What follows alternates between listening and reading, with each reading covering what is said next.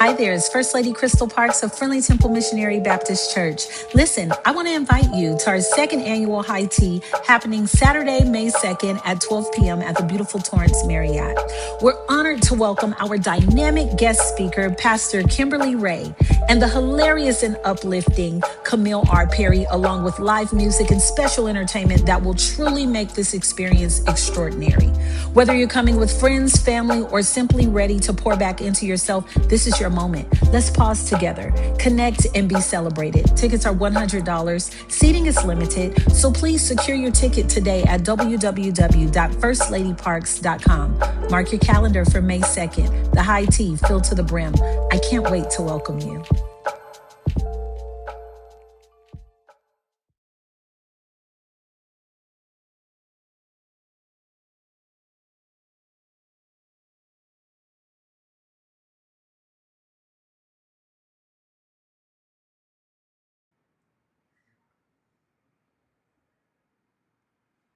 Hello, everybody.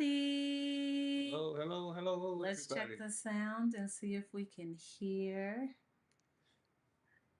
Love never fails. All right, there we go. Hey, Brittany. Hey, everybody. Hey, Mom Primus. I'm looking at everyone logging on. Sound is great. We are currently live. Snow is watching us. And so, Snow, you got to go into the room and we'll see you in a little bit. All right, there goes Brittany. I see everybody. All right, here we go, everybody. Guess who my guest is today?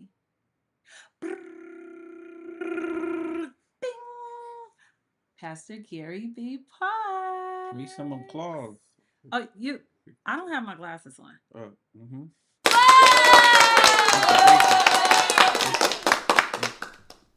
Do I need to do it again? Yes, please.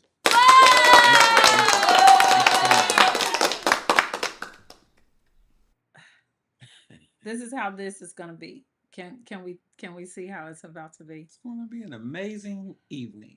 All right. So before we get started, we want to ask everybody to like, share, and comment. Like, share, comment, and tag someone um, that you know that would love to see our podcast tonight. Our I invited. So let's talk about it. I invited my husband, my favorite guy, to talk about Beyond the Pulpit. Okay. You ready for my question? Oh man, let's go. You sure? Yeah. I don't First, know if let me he's let me ready. let me just say this. I've been on the Varnell Hill show, What is that? and I'm excited to be, on Crystal Park's podcast. So, Who's the Varnell Hill Show? so thank you for having me. Who is that? Go ahead. What is that? Is he gagging me? What is that? Oh, What is the Varnell Hill Show? you're not a Martin fan, so I'm not a Martin fan.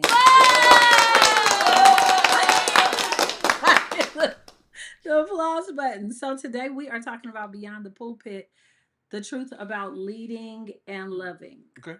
First thing I want to ask you is, did you review any of the questions? That's where I want to lead with.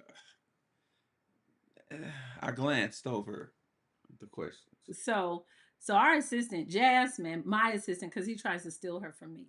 Jasmine preps Pastor very well, and guess what? What do you tell her? I gotta pray about it. Pray about it. He don't. He I'm don't do pay nothing attention. without prayer. He don't pay attention. He don't be paying. He don't be paying attention about nothing. So we wanted to talk tonight, really, about leading and loving. Okay. Right. So I feel like ministry can be very tough. Mm-hmm. It could be very tough while in a marriage. Mm-hmm. It could be very tough while leading a church and sometimes feeling like you're leaving one of the two behind. Mm-hmm. Yeah. So I want to start with a question though. When you married me, Okay. he goes, okay, did you really know what you were getting into? I did. I You did. did. I did. I did. I prayed about it. Oh, Careful I tuned my ear to God, and there were some things that aligned, that I know only God could make happen. So, to answer your question, yes. Well, and then I found out who you really. Oh no, just kidding. That was my next question. Okay, what's your next question? What's my next question? What's your next question? It's your show. My next question would be, what surprised you most? You know, really, your tenacity. I think you are a go getter. Um, I didn't realize you're tenacious when it comes to business, life, and I think I you can attribute that to just some of the things that you've been through. But you're a hustler, and you handle business, and I wanted I to was sing my very song just now. I was very happy and pleased. I was like, okay, very tenacious, right? To go after what you want. I'm very That's a yeah, tenacious. that surprised me. So let me ask you another question. With me being so tenacious, as you would say, Mhm. who's more sensitive, you or me? You are, of course, You think I'm more sensitive? Okay, absolutely. explain. You know, some of the smallest situations cause you to frazzle, right? It It causes causes me to what? frazzle, It right? causes me to frazzle. Did you all hear Right. that? Sometimes you become unwind. Um, I but I become think, overwhelmed. yeah, and I think that I hope my brother's not watching I this. think I think for the most part, it's good, right? Because it shows and demonstrates that you're passionate about what you're doing. So that's how I look at it. Y'all see how I cleaned that up? Uh-huh. But I really believe that it shows and demonstrates how passionate you are about what you're trying to do. What do you think? There's one argument that we've had that's made us stronger. Just finances, and I think that uh, We got arguments. yes, yes, we've had heated fellowship regarding finances. I think that there's a level of security, that and stability in which I've grown up in, and it's documented that there was a moment, period in your life where things were not stable, right? So just trying to bring After becoming an right, adult. right. So trying to bring that stability in, um, I think it helped us both because you've taught me a lot, right? What have I taught you, husband? Um, to pay your bills on time. Come on. Don't be leaving me in the dark. No, to take care of business. And so that's good. So it's healthy. It's healthy.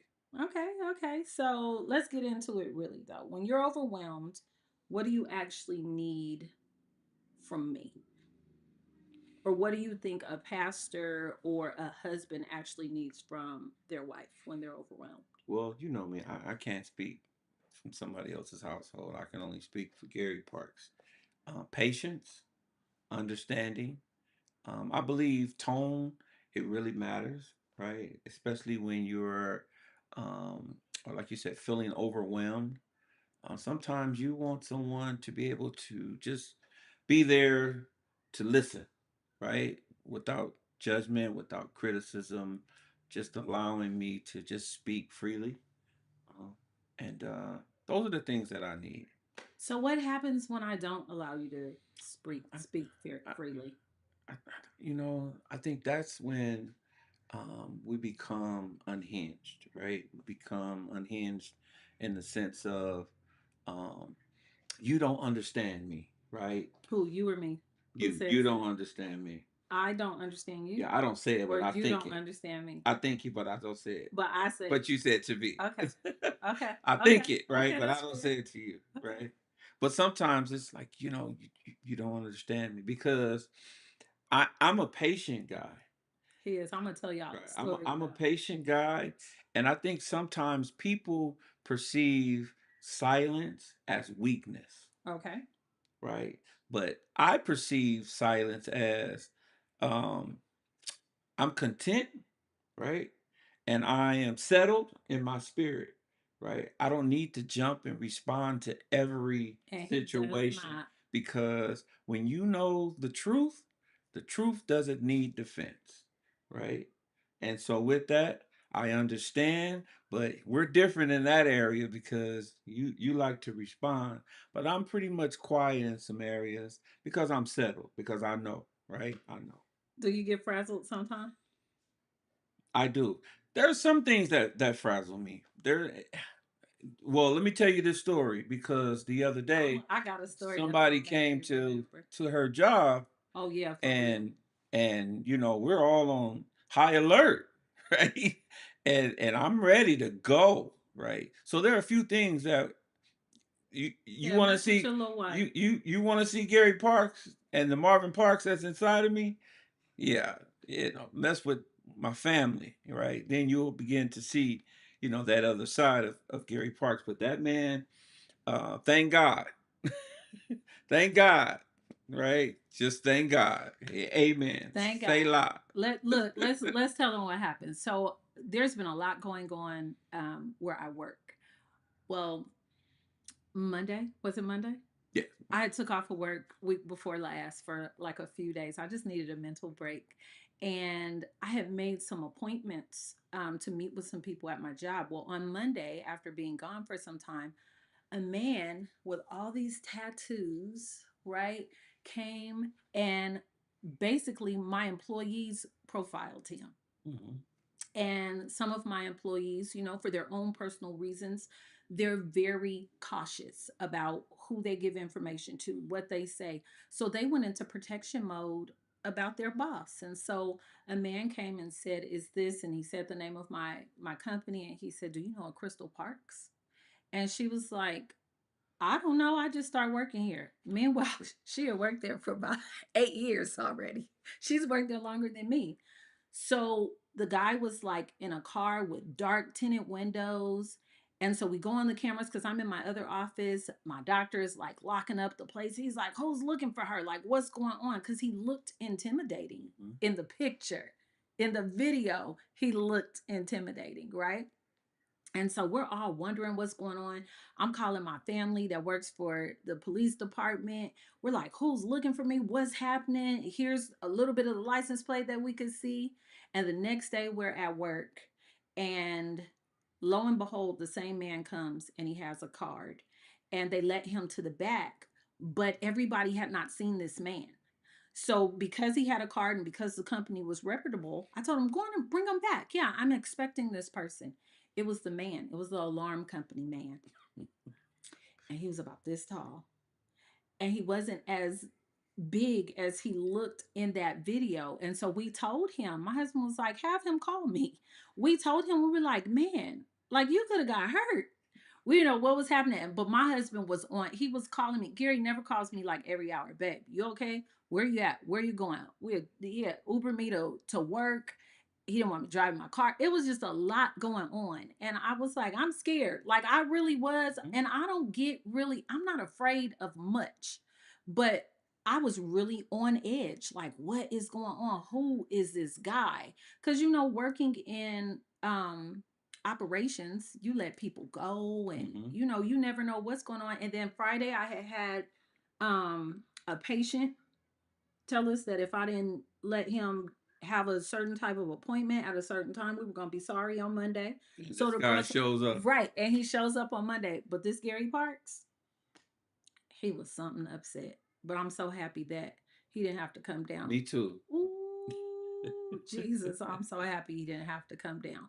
But I wanted to tell y'all this story. So he said he doesn't really get frazzled, right? Unless it's about, what'd you say? Your Family. family, right? Gary Parks and I had heated fellowship. That's what we call arguments. And I called myself locking him out of the room, right? Uh-oh. So he came into the room. He couldn't get into the door. Now, I've never seen my husband like super crazy angry, right? He comes, he was like, "Let me in the door." I was like, "No, I ain't letting you in the door." This is like 5 or 6 years ago. "You better let me in the door. This is my room too. You're not gonna kick me out of my room." I locked the door and I'm standing at the door going like this to the thing. I laid down. I got ready to go to sleep. Guess what happened? All the hinges. He done unscrewed the whole door, took the lock off, put it back on, got in the bed, and laid down in the bed. What? Come He on here, was somebody. upset. He was like, "You're not gonna put me out of my bed." That's what you're not gonna. That's what you did, huh? My back hurt. He said his back hurt. That's what he does. But I said all that to say, you all, that pastors are normal people. We are not celestial beings like up in the heavens. He is not like the almighty angel, or I'm not the almighty, sweetest wife on the face of the earth. We bleed just like everybody else bleeds. We have issues just like everyone else has issues. And I think that is a part of transparency Mm-hmm. that's missing in leading and loving, to be able to say, like, hey, like, everybody has issues. We're normal people. Just because God has called us to the ministry does not mean that we're not going to have woes, and every woe does not mean divorce. Right. Correct. Like, we got to really understand that. So I wanted to ask you a question about leadership Okay. and pressure. Mm-hmm. So what's the heaviest part of being a pastor that people don't see? Well, the Bible talks about you are watching over people's soul, and that's a heavy weight. And I don't take the assignment lightly. Every time I mount the the lecture stand, this is serious for me. And every time, every opportunity to minister, I mean, someone's soul is at stake. And that matters, right? Being a leader in my home, being a leader at church, being a leader at school, being a leader on the football field, there's a lot of pressure, a lot of weight that I carry every single day. And so just knowing that my words could influence someone negatively or positively, um, that matters to me. And with that, that's the toughest pressure that I face every single day. When we pray and leave the house, you know, we always pray, Lord, give us the words to say, right, to be able to be impactful, um, with the people that we come in contact with. So just making myself available and just knowing that my words and my actions can influence someone negatively or positively, that matters to me. So, with watching over people's soul, right? That's what you're doing for other people. But have you ever smiled in the pulpit while you're hurting yourself privately? Absolutely. Okay. Yeah, Talk about absolutely. it. You know, um, I've preached with a heavy heart. But I will say this: there was a time, and my wife can testify to this. Um, we had a disagreement. It was Saturday, and then Sunday I had to go speak at church, and I couldn't do it because I was praying for people, right? And I knew my wife was hurting, right? It's just a conviction that came over me because again, I am all in, with this gospel, right? I just couldn't. I was praying for someone, and I stopped in the middle of my prayer, right? And I began to cry because my wife was hurting, right?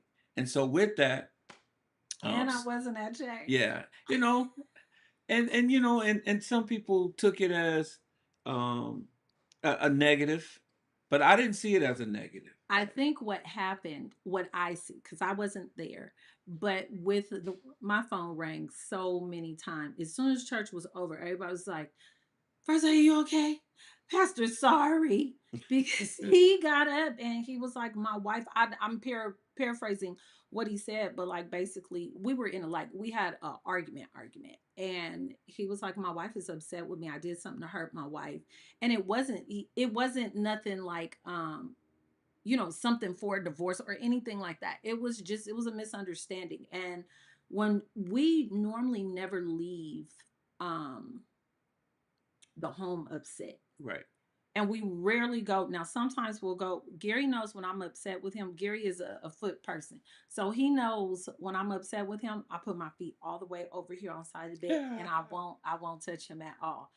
But he gonna get in that bed and he gonna go to sleep. You're not putting him out his bed, period.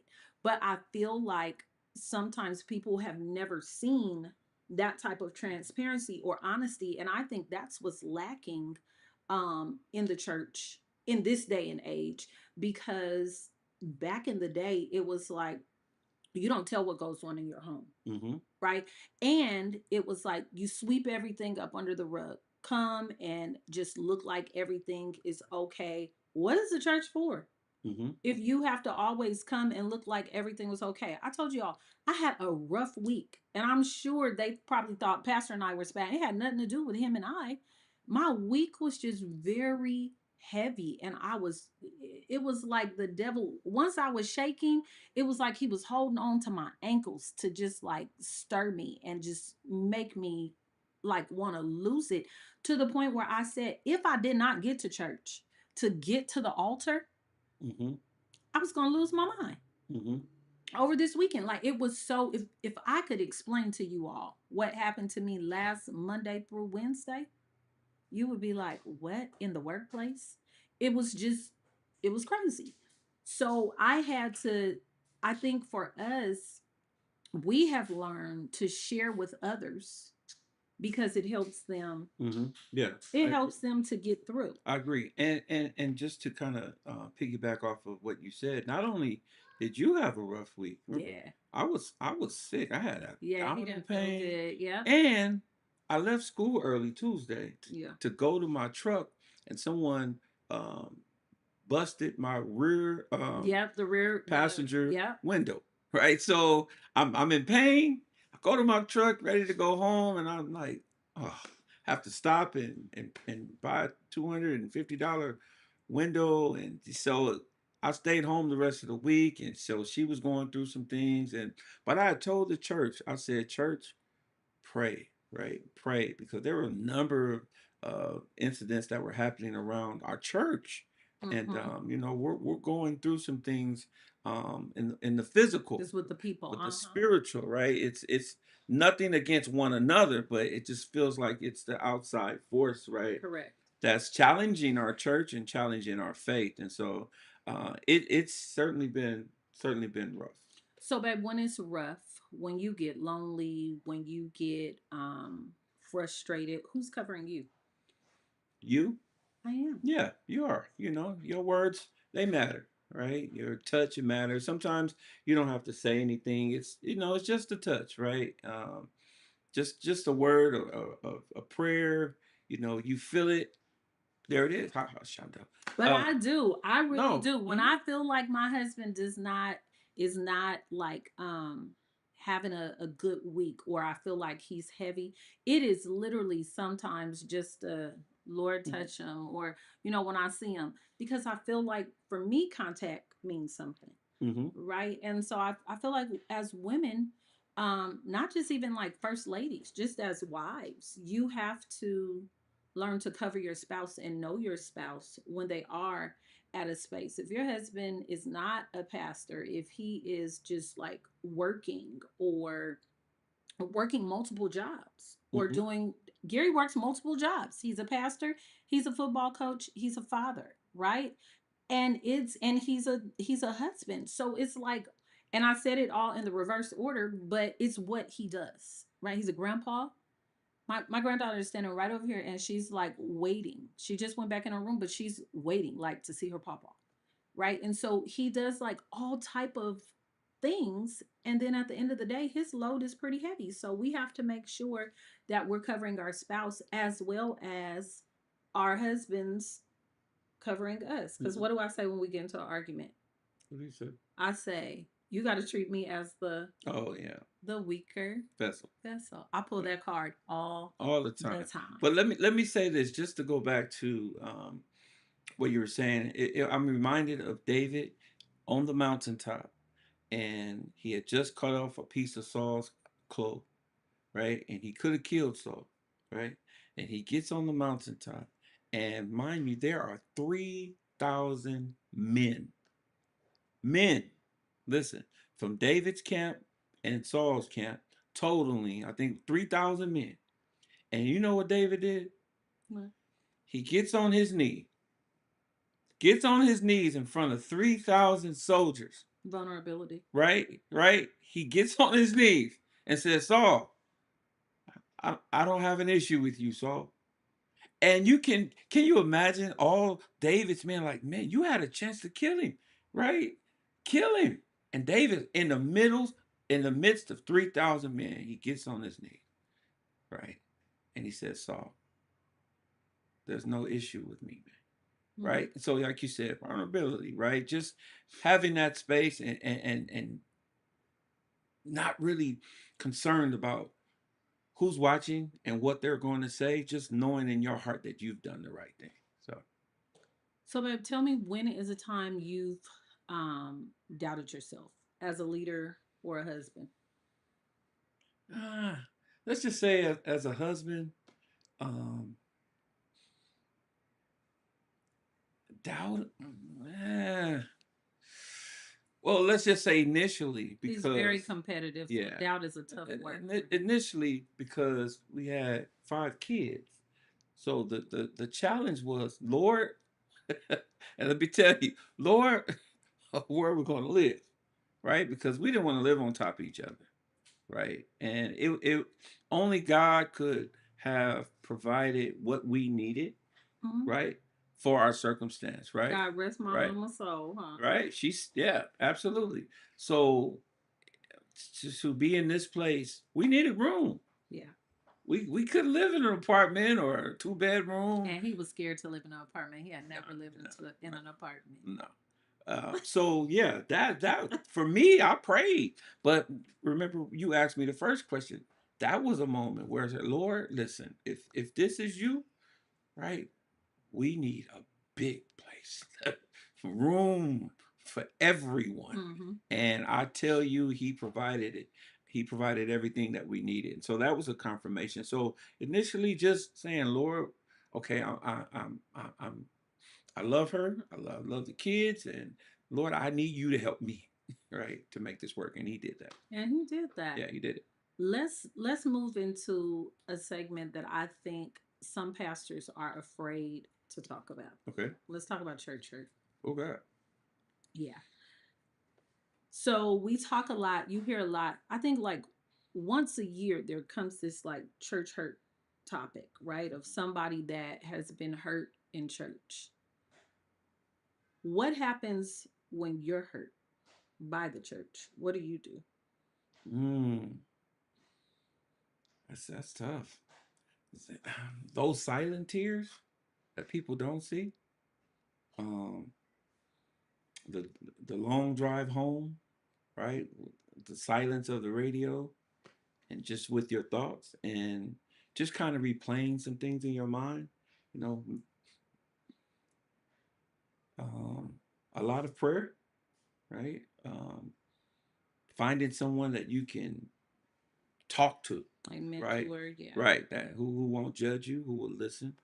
Um, that's important, right? Because you can just go run to anyone to fall on their shoulder and woe is me, and I'm just not that guy, right? I am not that guy, No, he's not. right? But I will find a trusted person that I can converse with to share my thoughts, and so it's been pretty good. So but the silent tears, um, praying at night, and just wondering why, because sometimes you ask yourself, what did I do? Right? Sometimes you ask, what did I do? Right? So yeah, just finding that trusted person that you can go and have dialogue with. So that comes to like betrayal, Hmm. right? Sometimes as a pastor, some pastors have feel betrayed. Um, do you think that the expectation should be for you to be strong? Or when you have been betrayed by a church member or someone that is a part of a ministry or in the fellowship, how do you like, do you think you should just be strong? Like you just said, like to find someone else. Hmm. But do you take that time to like cry out and not be strong? I do, um, but again, it just I'm a man's man, so but I do cry, right? I liken it to Jesus and Judas, right? He knew who Judas was. And most people will say, well, Judas is this, Judas is that, but Judas was necessary, right? Jesus knew he was stealing the money, right? Jesus knew that he would betray him. He knew everything, and what people fail to to recall is he was there when Jesus gave the disciples power to cast out serpents and demons. He was there.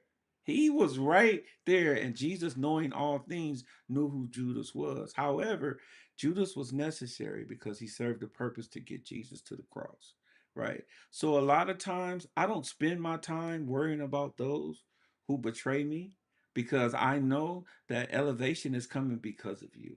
And I can see past and beyond you to know that God is putting me somewhere and placing me somewhere through you. So I really don't focus a lot on the betrayer or those who criticize. So I know that you're serving a purpose, right? And where God is going to take me next, So how do you lead people that have hurt you? as Jesus did, right? I- Again, there are times when you need to go in the room and say, close the door and let's have a conversation. And then there's other times where you continue to pray. But one thing I do know is we cannot um, not hold people accountable, right? We have to, right? In some form or shape, right? We have to hold those people accountable because they'll get comfortable in repeating that behavior. And that's something that I don't think, nobody wants.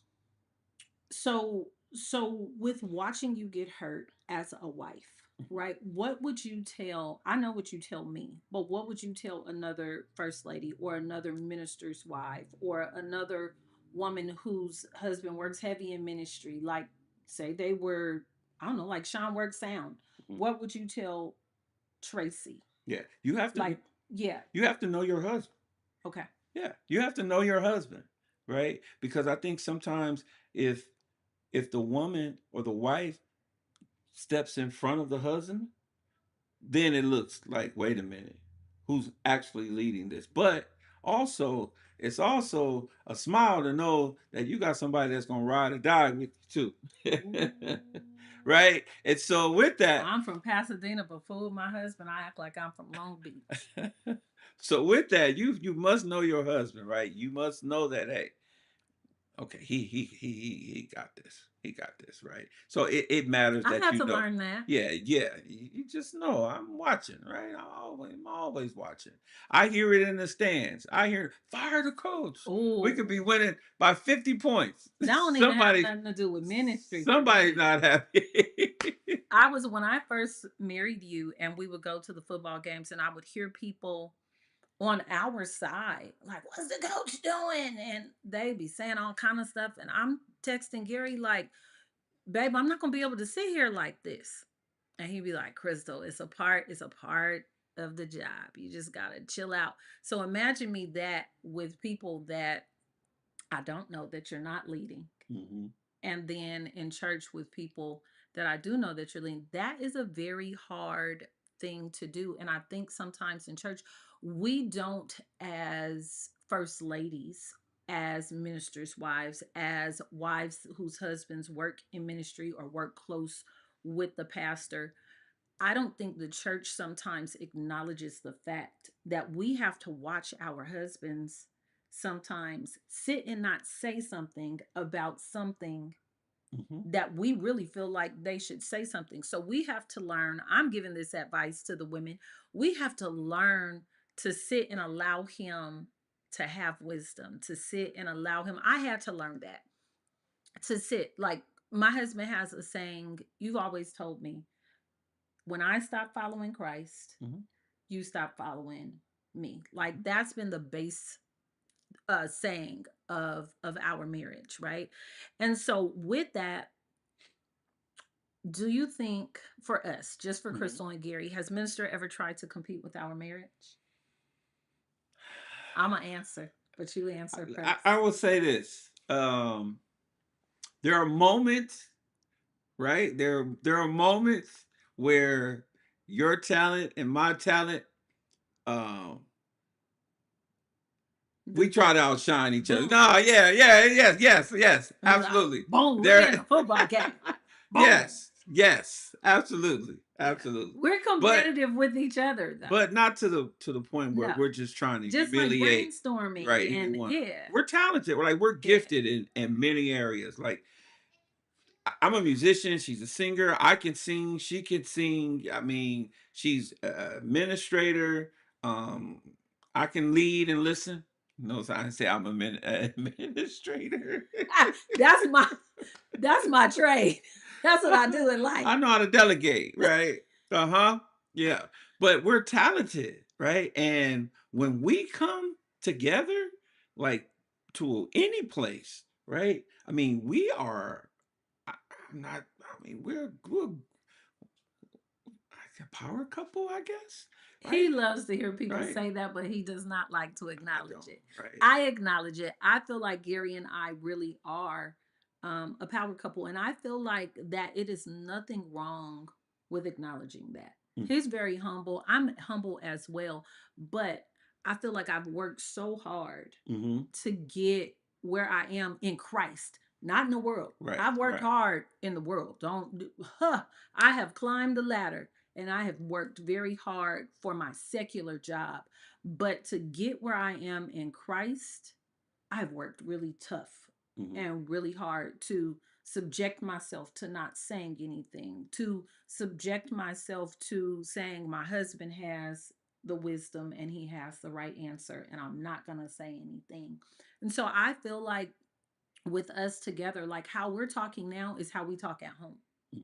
Well, we are at home right now, but how we talk, like we actually communicate and have conversation. And I feel like we are a power couple. And I think it is Christ centered. It is no doing of our own. Yeah, I agree, Yeah. and I'll speak to that because we've been in church, right, or churches where there's been 5 people, and we've given everything, right? Everything. I mean, like the room is Thousands of full, dollars on and everything.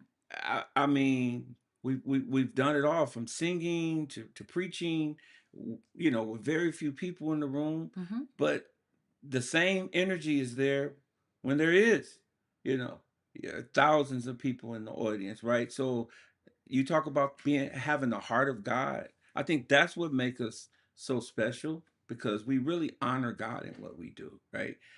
Somebody said to me, um, so somebody somebody said um, he's looking for a platform, That's crazy. right? Someone said he's looking for a platform, That's crazy to me. and A platform where? I took offense to it, right? Well, that's her. Right, but I had to go back and I said, we've been doing this a long time, right? We've been on big stages, right? We've been on small stages. We've been in where a house is full and Where it's not. right.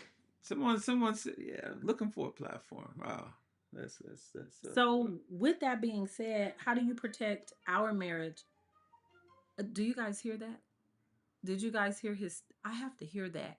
Football people, if you are watching, can you stop texting my husband after 8 o'clock? I hate that noise. I hate it. I just wanted to say that. How do we protect our marriage from outside attention and emotional boundaries?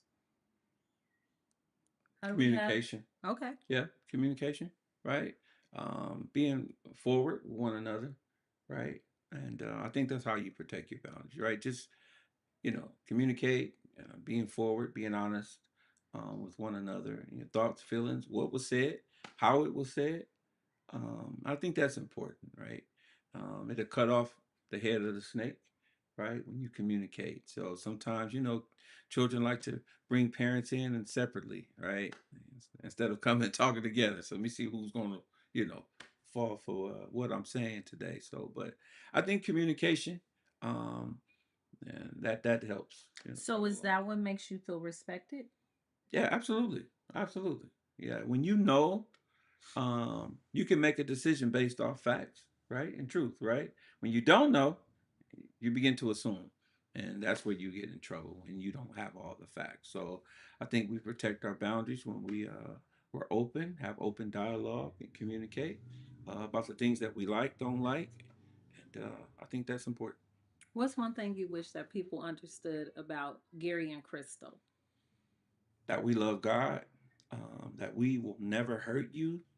Um, when it comes to um, ministry, life, we're just the people that if we can't help you, we won't hurt you. Um, Again, my mom and my dad used to always say, live your life so good, whereas if someone said anything negative, no one would believe it. And I try to live like that. And I've seen my wife, I mean, she's blessed multiple people. I mean, many people on this journey. And a lot of people, I'll be honest, betrayed her. And, but it never changed uh, her heart, right? She was always giving and she's still giving. And a lot of stuff you don't see, right? Mhm. Right? There's a lot of stuff that you don't see. And, sometimes it's amazing that people don't acknowledge it, but God knows, right? Yeah, for me, I don't Right, care. right. For me, I feel like whatever God lays on my heart to do for people, it's just I have to do what he commands me to do. And that's why I feel like he's able to continue to bless me. Like I have you, I have my kids, our kids, I have our grandkids, I have a wonderful life. I feel like I have a wonderful life. I feel like we have a wonderful life. And I think that no matter if someone gives back or not Mhm. for the things that are unseen, it doesn't matter to me. But if y'all don't come to my tea, I'm gonna have a problem. I'm gonna have a problem because I only got like seven tables I think left to sell. So y'all come to the tea because I'm trying to raise some money for the church. That's my little sidebar. But I feel like I was raised where I was given to. Mhm. Like there were times I had a lot of pride growing up as a young mother. Um and it was tough because there was an expectation of me from my family, Mhm. right? Not only like my mom and dad and my siblings, but like my church family. Like when I married you, Aunt Ella said, how's she doing? You said she's doing all right. And she said, well, we groomed her for this. Mhm. Right. And so the expectation was not for me to marry a pastor, but the expectation was for me to take the examples that I had had in working in the church and Mhm. doing ministry and actually putting it to work. Right. And so for me, that is why I do the things that I do. And I feel like that's why you do the things that you do as well. Let's look at some of the comments. Walking in the obedience of God. Pastor Chapman says, smile, First Lady. Chapman, I don't have on my glasses. I can't see nothing. When I say nothing, I mean I can't see a thing. Andrea Griffin. Mama Emma said, awesome words of encouragement for couples. I am keeping you lifted in prayer. Good evening, everyone. This is phenomenal. Keeps it real. So if anyone, we definitely wanted to Sister Deborah Cole is on here. She is the reason why you are my guest. Okay. Not just because I want of course we do pretty much Gary and I do everything Mhm. together. But Sister Deborah sent me a text message and was like, I want to see my pastor on the show. And she gonna give it to me if I don't give her what she Give the asking people what for. they want. She gave me a whole list of people that she wants to see on the show. Okay. Oh, she's like my backdoor person. I Like like it. you need to do this person and have them on there, and this is what you need to say and do. So while she's being my boss from behind the scenes, I just want to say you need to stay home and not be going to the movies. Uh-oh. I just Telling had her to get her. business. I just had to get her. I just had to say what I had to say. Um, Baby, here's a good question that someone has Okay. sent in. What does a man need from his wife that he may never say out loud? Again, I can't speak for no one else's home. I speak for Gary Park. There's some men on here. Y'all comment and say something. Um, I need a nice hug and a kiss. I always give you hugs and kisses. Fried chicken, I'm not ever giving him greens, fried chicken. mac and cheese, hot water He cornbread. can't have all that, but he's not getting no fried chicken. Yeah, no. I think for us, it's small things, subtle things like a touch, right? Um, things that are unplanned, right? Even at church, I noticed that people they kind of observe us as we're playful Nobody has, yeah, I on the don't think front. anybody sits like we sit at I mean, we have a church. good time. I mean, we have a great time at church. You probably would never tell who the pastor and first lady is if you We be didn't know, laughing, right? We have a playing the great time. tambourine. You know, those moments they matter, right? They're precious. They're unplanned moments, and those are the moments that I cherish. You know, even the most. And you talk about, you know, even when we're sleeping and slumbering, um, Not sleeping and slumbering. What? right? And a leg come across, you know, it's like, yeah, you know, that feels good. So, you know, it's Don't like, be telling our business. you know, I mean, we on the show. On Varnell Hill's show, I was, you know, able to Oh tell my God. Him and this Vernell Hill. Jeff sent me a picture of who that was. That's Tommy, right? Yes, Tommy. Oh my gosh. That is so crazy. So I feel like you saying that, I feel like women should say, because we are very vocal, I think. Okay, Most of us are very vocal with what we need. I'm very vocal, but only when I get fed up. correct. I agree with that. Yes. So football season comes, right? Well, now football season is every year, and I haven't had this conversation with my husband. I won't have it online. But football season used to be a season, and football season now has become like almost every Saturday. Did you guys hear me? Like almost every Saturday. And I have a problem with every Saturday. So, what happens at the end of football season, I think maybe like, November, yeah, maybe December. November, December, I like lose it. Like every year. Every year. I've like looked and I'm like, oh, this is the same time of year. So what happens, I think, with men, sometimes you all are in your, you know, what do you call it? In your routine, doing whatever you want to do. Hmm. And you come home, you have a conversation, and that's cool. And then you go back to doing whatever you're doing for football. I can only speak Hmm. to me, right? Or I have football on Saturday morning, and then Sunday night, he's studying for the word. I mean, Saturday night, he's studying for the word. And so I'm like, sometimes it's like, I can't do football and church at the same time. So I think women, we need to start to be vocal to say, honey, I know that this is what you're doing. I've learned that. I got better, huh? Yes, yes, Don't be answering like I got a gun to your head. yes. No, for real, you have, yeah. I have gotten better because it used to be I would like get my purse and I'd be get my keys and I'm going to the mall and I'm gonna go shopping because he out here playing football and Playing and football. I'm mad because I want my time. I want my husband to take me to go shopping. Or our little brother just got on here, Nick. Or you were in the studio with Nick making music because when my husband first married, well, when we first got married, when he first married me, he wanted to make sure that I had this spotlight of music. And in my little brain and my little heart, because of so many things promised to me, I've been done with music probably for 15 years. Like, I don't even look, he getting sad. No, I'm not sad. I don't, The Holy it Ghost gonna like, bring you back.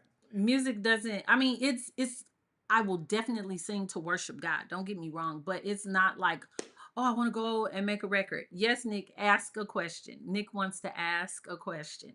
But I feel like sometimes you all do need to, with some of us, you all need to just carve out just a tiny bit of time. I think you've learned that. Mm. For me, I don't require, I can go eat by myself. So I don't require much, but I require cuddle time. That's true. Yeah, I require cuddle time. You don't gotta talk to me. You don't gotta say nothing. If it's just sitting right here on this couch and me doing this, that's I'm good. I'm good. I agree. So I feel like that there are some women that have husbands in ministry that um Well, the good thing they about don't schedule them. right, but for us, um, building a program or building ministry, for us, it requires, right, time, right? And I can say this last year, um, I haven't been out as much, right? Because I would agree. I'm home. So home is Verbum Day, and all my coaches are from home. Home And is not so Bourbon Day. I just want to say that. home is Verbum Day. Home is not Bourbon Day. I just want to say that again. Home is in San Dimas. Okay. Okay. But like I was saying, I hadn't spent a lot Did of y'all see time. my attitude? But Ain't no home. I don't live in Bourbon Day. during NFL season, we haven't traveled to a game in what, 2 years since No, we've since taken I had over. COVID Yeah. So, in 2022. yeah, I mean, something Oh no, locally, you and Dylan local, went. yeah, You and anything Dylan local. went to Went to Vegas. Vegas to see Yeah. the Steelers, but I mean, we would travel Yeah, we would right go to. to the But game. Roethlisberger doesn't play for the Steelers So anymore. we're going this year. You So guys have that I kindergarten don't like Mike kicking the McCarthy as our ball. head coach, but I'm still a Steeler fan. What's the next question? What we got? Nick says, seeing that I've witnessed the transformation in your marriage firsthand, what did each of you have to give up to get to this space? Ooh, I'll let you go first. Good question. Nick, this is the therapist in you. What did each of us have to give up? I think I didn't have to give up my friends, but I had to make wise decisions on who were really my true friends. That's good. Yeah, I think that's what, because I'm the type, if you need help, I'm coming. Yeah, I can know to you for like 10 days and it'd be like, oh, Gary's friend's little sister needs some help. We gotta gather some resources and go take them over here and figure it out. And so I was always that, even in my own suffering, before I was married to Gary, in my own suffering, where I have my own light bill due, my own water bill due, my own gas bill due, and I'm trying to pay my gas bill, my water bill, my light bill, and try and help somebody else that I know needs help because they don't have the hustle that I have. So I had to give up trying to help everybody Mm-hmm. and be a resource for my own house. Mm-hmm. I can see that. Yeah, I had to Yeah, do that. yeah. For me, that's a loaded question. Um, because in order to answer this, Nick, patience, right? Because I learned that Crystal is a firecracker, right? I mean, she's 0 to 10. It's not 0 to 4. It's 0 to 10. And so I had to learn um, patience. I would say 0 to 100. I'm 10. I was just using 10 as a baseline. If you had to go from 1 to 100, she's 1 to 100. So I had to learn, patience, um, understanding. Um, so I had to give a lot of myself in the fact that um, my pride, right? I had to give that up to have this marriage work, right? Wait, what does that mean, And I'm baby? explaining it. I'm explaining it to you because early in our marriage, Okay. yeah, it was Okay. tough, Okay. right? It was an adjustment period, and I mean, we got married in 3 months. We did. So Met in October. we were married in learning each other as we were growing and in a covenant relationship. Mm-hmm. And so with that, we ran into some speed bumps, right? Um, but I'm grateful we have our footing now. So we've accomplished a lot of things together. I would agree. And it's because of the patience and the long suffering. What's that mean? You sound like my brother. You gotta suffer. There is the wedding ring and there is suffering. What? But no. So to answer your question, Nick, for me, I wanted it, and I knew that God ordained it, right? And again, I heard His voice audibly, and He aligned things together, right? And so I knew it was Him. So it wasn't a matter of me saying I can't do this because I know He ordained it. It's just I had to get past Gary Parks and my feelings and the things that I wanted to do. Um, to make sure that my marriage, it worked. Yeah, because I feel like in communication, and I think this is a good marital point. In communication, I'm the hothead Hmm. in our marriage where my husband does not he does not respond to everything. Me, I played at Chuck E. Cheese a lot as a kid and I was really good at whack-a-mole. So if you doing something, I'm just gonna whack you on top of the head and go on about my business. And I want him to respond like that at times. And I had to realize, like, Crystal, you can mess up a lot of stuff for him if you're playing whack-a-mole with everybody that hurts him. Or if you're responding, even in my own life, I still had minor children who actually had relationships with their dads, and I would want my husband to be like, nah, you blah, blah, blah, blah, blah. I would want him to do that, and he wouldn't respond in that manner. And I'm like, have a conversation for what? Like, I don't want to have a conversation. But I had to learn that the Bible says, with loving kindness have I drawn thee. So I had to understand that everything is not a whack-a-mole. You don't have to just knock everything out right at the beginning. Hmm. And so I felt like your patience has actually brought me wisdom and guidance, Hmm. right? To know that I don't have to respond. I mean, we're 11 years in this thing now, and we have known each other as long as we've been married. That part. So we've grown so much, and that is a nugget, that Uh-huh. And I'll I've s- taken from and you. I'll say this too. Now, that we're continuously learning and growing, when we get into heated fellowship and she begins to go, I said, "Stop, just stop," because I know her now, right? Stop, just stop, relax for a moment. Instead of And that's me, exactly what right? he Instead does. of me storming out and raising my voice, I'm like, I storm I out though. right, I know who she is, so just stop, right? Stop. That's the way I sound to him. Did y'all hear it? What do I say? He sounds like I'm a chihuahua.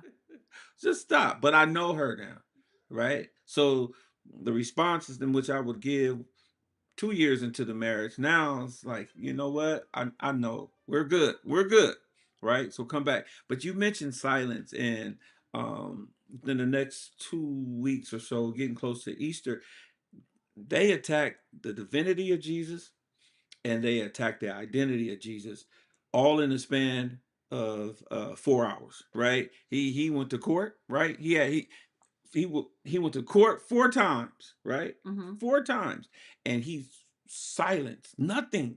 He said nothing. They attacked his identity. He said nothing. Right? They take him to Pilate. Says nothing. Nothing. Right? Because he knew who he was. Right?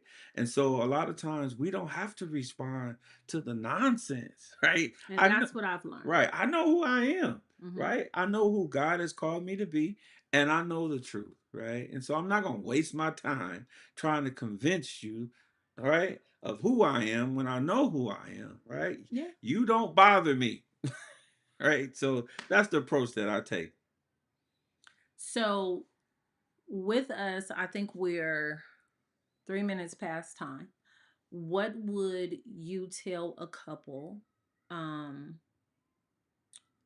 that is newly married in ministry? Because I see so many newly married couples that jump into it and they see ministry as like lights, camera, action, Hmm. right? Like the man wants the pulpit, the girl wants to wear the hats and the fancy clothes, and she wants to sit on the front row and be called the first lady and all of that stuff. What would you tell them about loving while leading Hmm. as your closing statement? I would say this: if you're not true to your assignment, and your assignment is scattered, and your assignment involves the spotlight, um, read John, right?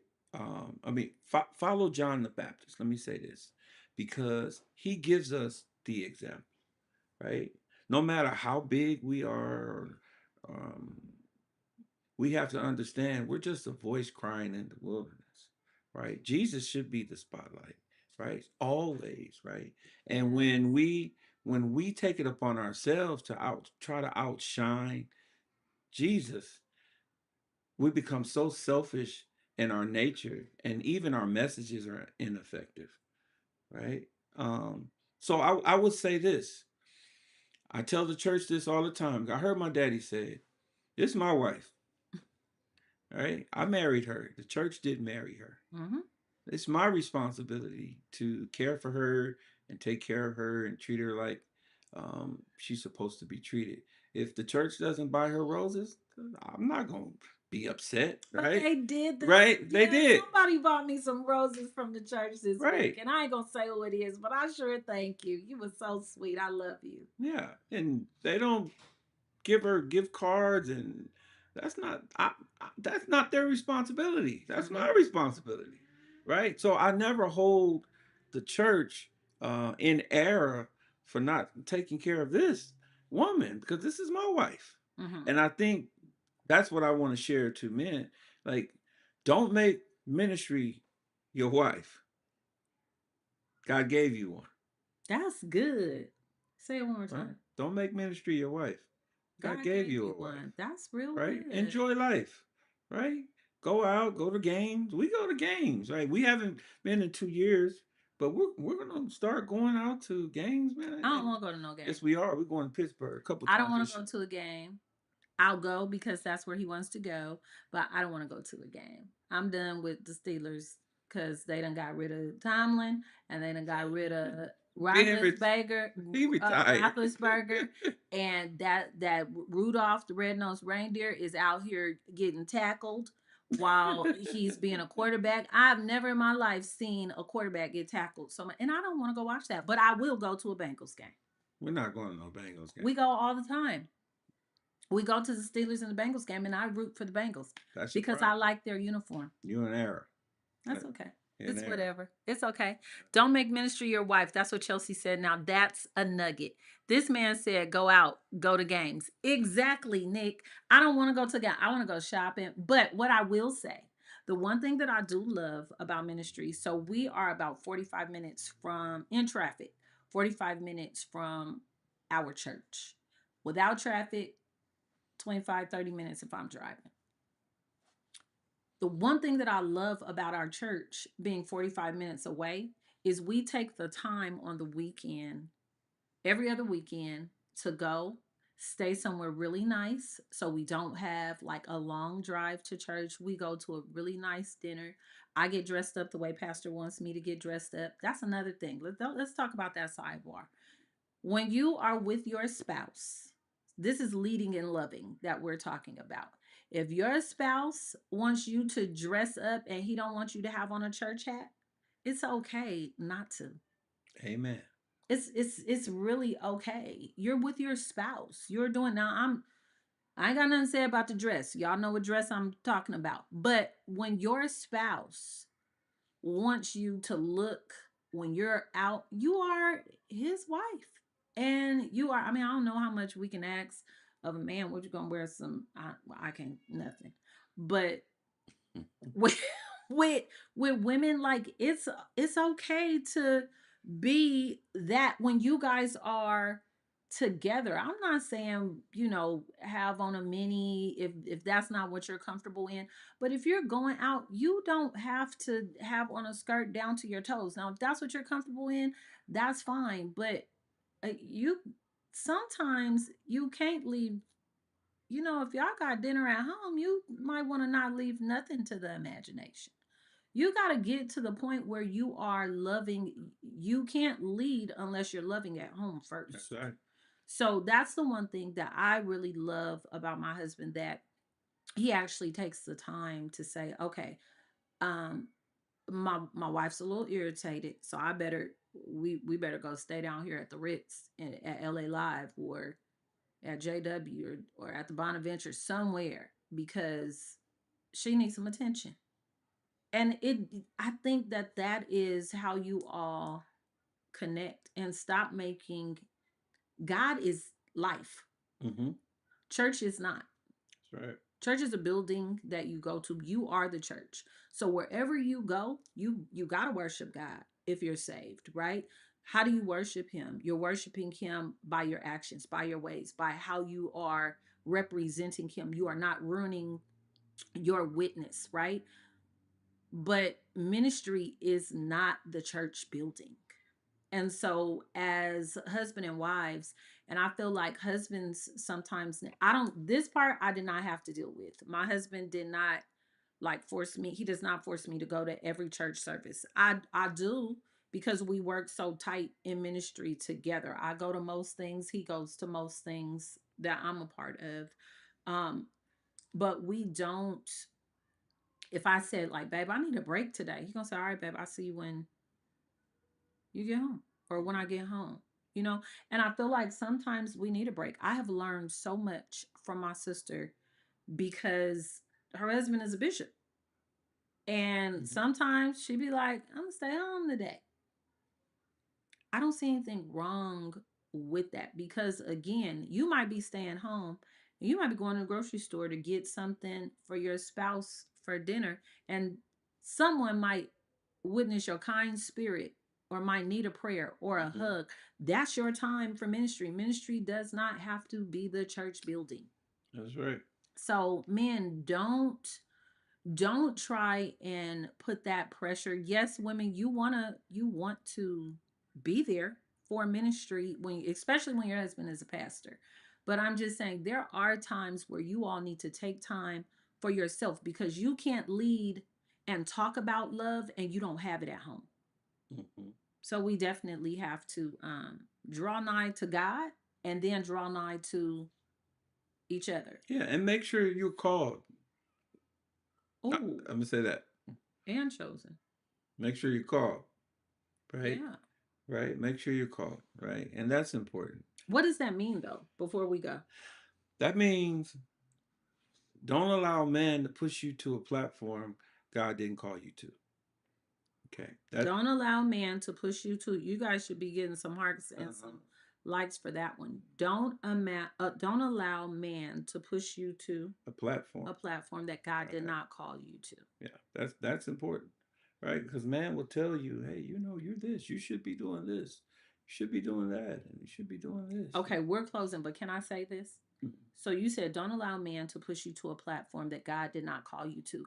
That's outside of ministry. That's in your marriage as well, because you all sometimes, and I'm speaking from men, you will get married and then you have a bunch of single friends and they're still wanting to do something else, and now you are allowing yourself to be called to a platform that God has called you out of. Mm. And now you are not the spouse or the husband man that is supposed to love his wife as Christ loved the church. And so now you're messing up the platform that God called you to. So be careful of those things. Absolutely, I Yeah, agree. be careful of those things. So before we go, honey, I want you to talk about Pastor and I have a competition. We have friendly fire at church. We have friendly fire at church, and we get up and we talk about it. Pastor Chapman was on here a little bit ago, and he's a part of our friendly fire and our competition at church. So the men and the women at our church are raising money for the church, and we're trying to see who can raise the most money. So Pastor Parks has something that he wants to share that's happening. Yes. So Mhm. the Go Bros ahead. Fellowship, Mhm. March 28th, Saturday, March 28th at 10 o'clock at the church. We have Pastor Ryan Bill.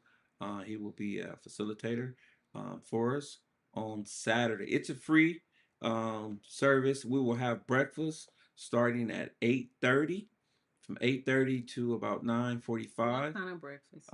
Breakfast burritos, orange juice, and some pastries. All right. We are. Uh-huh. We are. Absolutely. We're on it. So listen, come on, hang out with us March 28th. Nick, I believe you have a service, but um, At what time, I'll honey? text you. 10 o'clock. March 28th at 10 o'clock. It's called the Bros Conference, and the title of Men the still theme, have garden assignments. men still have garden assignments. That's the theme. I think it is a very outstanding theme, and I wish I could be a fly on the wall. But I think it is a place where men can bond Mm-hmm. and share your own woes and your own things that you might need to hash some ideals with. I think the problem with a lot of men, I can talk about it because I'm a woman, is you guys don't share. You guys are not vulnerable around each other, right? And you find yourself vulnerable in the wrong space, and then you find yourself in trouble. So I feel like Bros Conference is a great place Yes. for you to Yes. go and bring some money so you can help my husband. They're not gonna beat us, but Ah, you can help my husband raise some money for the church. Um, what else is coming up? My tea is coming up. So you see how I gave Pastor a Parks, segue, huh? I gave him a spotlight. I'm gonna give you all my commercial. Hi there, it's First Lady Crystal Parks of Friendly Temple Missionary Baptist Church. Listen, I want to invite you to our second annual high tea happening Saturday, May 2nd at 12 p.m. at the beautiful Torrance Marriott. We're honored to welcome our dynamic guest speaker, Pastor Kimberly Ray, and the hilarious and uplifting Camille R. Perry, along with live music and special entertainment that will truly make this experience extraordinary. Whether you're coming with friends, family, or simply ready to pour back into yourself, this is your moment. Let's pause together, connect, and be celebrated. Tickets are $100. Seating is limited, so please secure your ticket today at www.firstladyparks.com. Mark your calendar for May 2nd. The high tea filled to the brim. I can't wait to welcome you. So, ladies, I want to see you there. I want to see you there in the house. We have sold over half of the venue. We have 7 tables left. If you buy 10 tickets, well, if you buy a table, you get 10 tickets and they will be $90 a piece instead of $10 a piece. So you save $10 if you go in with 10 women and get a table. So I want to see you there. That was our radio spot. Our little big brother is on here. Nick did the music. I was so excited to have him do that. I just want to give a shout out to a few people that I see online. My goddad is online, my god brother, his wife Simeon is online, Nick is online, one of my very best friends Chelsea is online, Mother Primus was online, Sister Emma. So we thank you all for joining us. Jazz Girl was online, Sister Deborah Cole was online, and I can't see everybody that was online on YouTube, but I thank you all for always bringing us into your space and loving on us the way that we try and love on you. We definitely want to make sure that you come back. We'll be back next week. I will be sharing a few things of some people that I have that are in my life that have some great things that are coming up. I believe our next topic is going to be about vulnerability, and I am going to be bringing my best friend on to have a great conversation. Listen, I want to invite you to church. I want to invite you to church on this Sunday at 10:15, Friendly Temple Missionary Baptist Church, where my sweet fine husband, Gary Parks, is the pastor. 10423 Wilmington Avenue in the city of Los Angeles, California, 90002. Come visit us at 10:15. 10:15 every Sunday. We are there. First and third Sundays, we have Sunday school. So we old school. We're gonna do some live Sunday school. Bring the babies. We have a Sunday school class. We have classrooms. So it is a good time. We have teenage class, we have a women's class, and we have a men's class. So go ahead, come and visit us on Sundays at 10:15. Until next time, we always want to say never look down on a brother or sister unless you're reaching down. to pick them up. Wait, before you Oh, go, oh, was that your church finger? Oh, sorry. Lady Parks will be our guest speaker Oh, on Sunday. Sunday. I'm So speaking y'all Sunday. come on Sunday. Praise the Lord. Come Sunday. hang out with us on Sunday, 10:15. I'm his guest speaker. Guest speaker I'm his guest speaker. All right, everybody. Never look down on a brother or sister unless you're reaching to down. pick them up. All right, until next time, we love you all. Bless you. Thanks for watching.